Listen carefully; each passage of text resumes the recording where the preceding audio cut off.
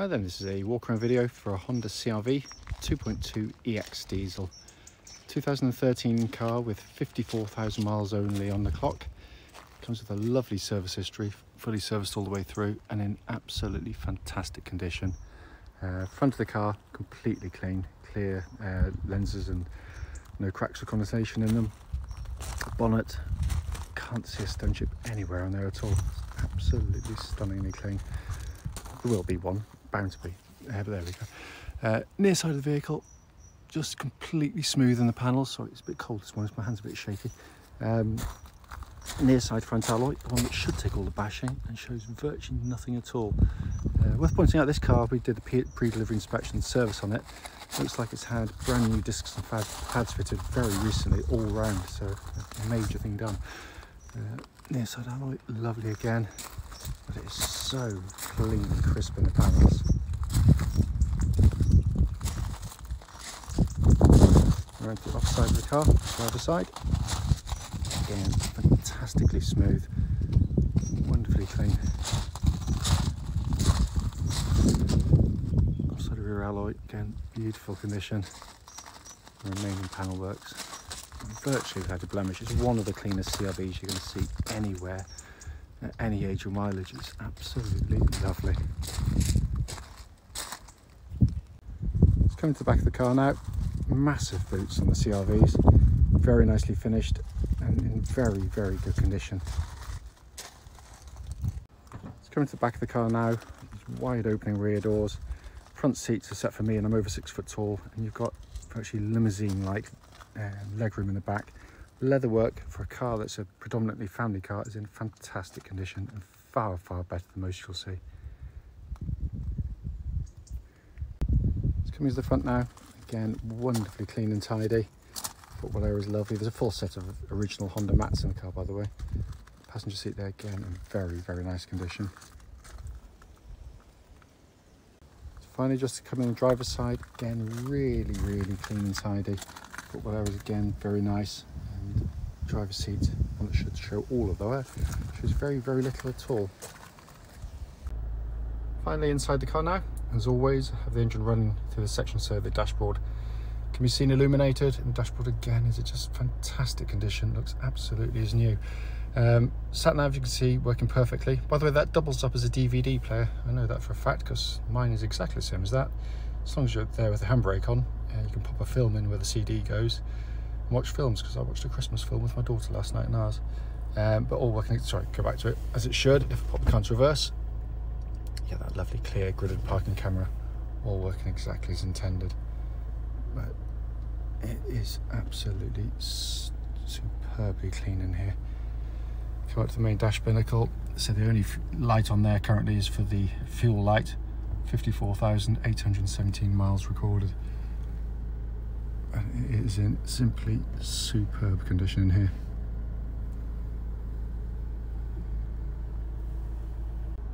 Finally, just to show you, owner's manual pack and lock and wheel nut key are both here and present with the car. Right then, this is a quick road test video, and this is for a Honda CR-V, and it's a 2.2 EX diesel. Car is registered, sorry if I could read it there, I should put that in a better position, SB13ZBF, and mileage at the start of the road test is 54,810 miles. The reason we do all of the videos, as I say, in each and every one of them, is very simple. It's just to ensure that if anyone's online looking at the car, they get to see the car we're advertising actually in operation. And the reason we feel it's important is simply because we know to our cost we've been to see cars which have looked perfectly good in photographs, only to get there, drive them and find out they've got a fundamental issue which just manifests itself while you're driving the car. So hence that's why we do it. So coming to the car, obviously it's been very well maintained, and feels it straight away. It feels as tight as a drum to drive. Engine starts absolutely instantly and settles to a smooth, even idle. There are no warning lights on the dashboard at all relating to the engine or any other part of the car, and the temperature gauge is at a third, which is exactly where it's meant to be on a Honda vehicle, and it's been running for some time now. The engines are simply brilliant diesel engines. It's very, very smooth and quiet. the problem with a lot of turbo diesels in this day and age is, a lot of manufacturers, even Honda, gone kind of for low capacity, big turbo engines, basically to get better fuel economy and lower emissions.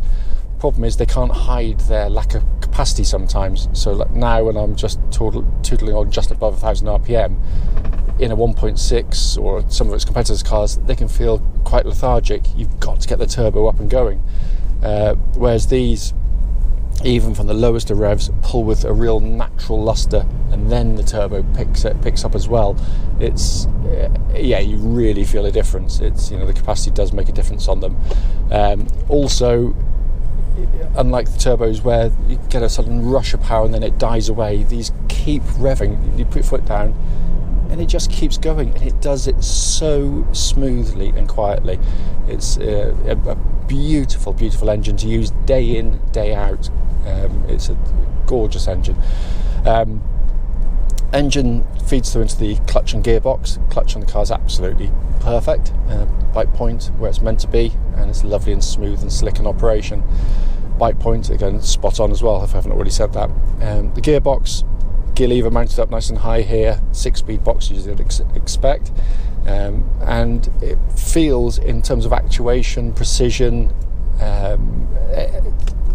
gating, everything, like you'd expect to see in one of Honda's much more sporty cars. It's a really fantastic gearbox.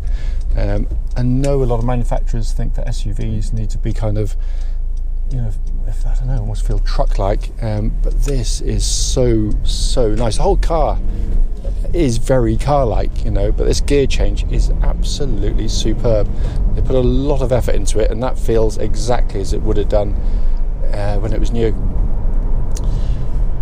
So coming to the steering of the car, again, carry on the car theme, it's just very, very car-like to drive. It feels tight, it feels precise on the road, it's accurate, really nicely weighted, so it makes the car feel very solid and secure on the road. But regardless of what kind of corner you're going through, it offers a precision to it, which is unexpected, I guess, in cars of this type. But it also feels lovely and tight still on the road. It tracks dead straight. There's no vibrations at the speed or any speed up to the legal limit. But yeah, very, very good system indeed. Suspension on the car, I'm going to go over a really nasty bump just about now, because what I'm listening out for is any kind of rattles or clonks coming from underneath the vehicle. It shouldn't actually be there, and there's none at all. It feels, as I said, it literally feels as tight as a drum on the road. That's just the fuel light pinging on, by the way. The cars, again, through the corners, it flows really nicely. Slow speed, high speed, off camber, bumpy corners, it deals with them really, really well. And I'm not, it's not a sports car. It's not even trying to be a sports car. It's just a very, very, very good family car, because Honda know this market intimately. The CR-V is the best-selling SUV in the world, and for very good reason. It's a brilliant, brilliant family car. But yeah, the flip side is the ride comfort is really good. It's really nicely damped. Only kind of the very sharpest ridges will, like any car, catch it out. But for 99% of the driving, it deals with everything absolutely wonderfully well. Turn off here.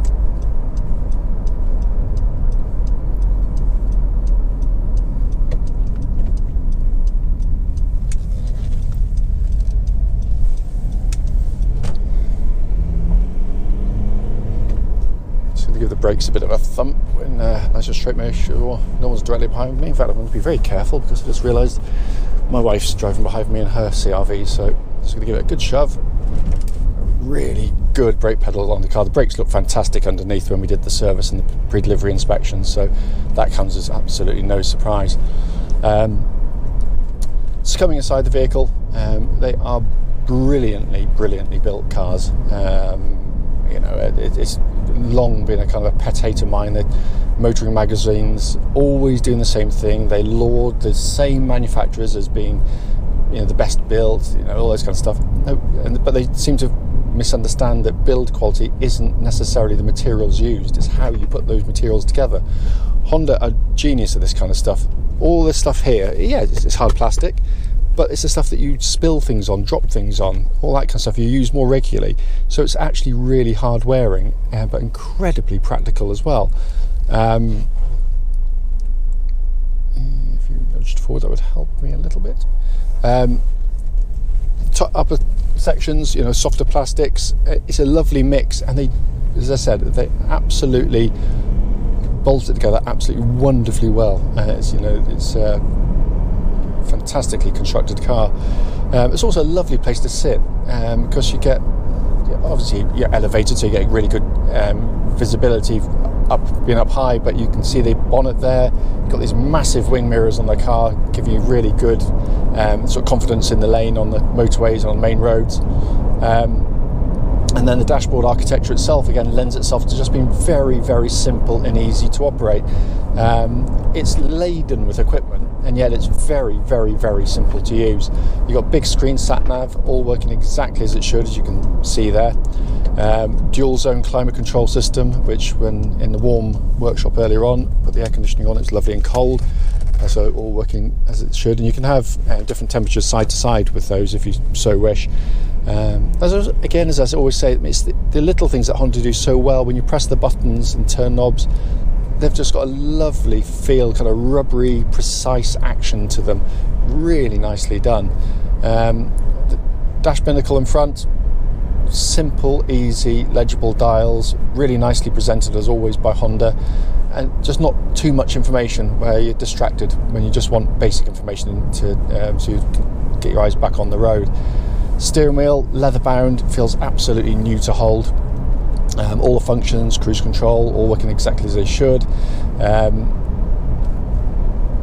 This is, by the way, because not all CR-Vs are four-wheel drive. This is a four-wheel drive version, but there are no buttons to press to activate it, because you can't. It does it itself. Again, Honda, it's genius, really. It's just the simple things they do so well. They realise that the vast majority of people's driving will be as I am today. I don't need four-wheel drive while I'm just driving in these conditions. So basically what it does, if the front wheels start to lose grip, because it's front-wheel drive most of the time, if you, let's say, you pulled away on snow or ice or mud or something, it instantly brings in the rear wheels to give you four-wheel drive, and seamlessly. So it's almost like someone giving you a push in the back and giving you grip to go. It's brilliant. You know, we tow a caravan with our CR-V. I've got one myself, my wife's got one, and we've never come close to getting stuck with them. And the advantage of it not being on pretty much the whole time is it means you're going to get through your tyres far less quickly. You're certainly going to use less fuel, and it puts a lot less mechanical stress through the vehicle as well. So all in all, a good system, and it also lends itself to its reliability, because in nearly 30 years of selling Hondas using this system, we've never put a spanner on it. So it's a very, very tough system indeed. So as I said at the start of the video, points fit just to show the car operating, but to feedback on anything I can find nothing at all, which is typical of the breed. It drives absolutely beautifully. It really, really does. If you've got any questions though, don't hesitate, do give us a call.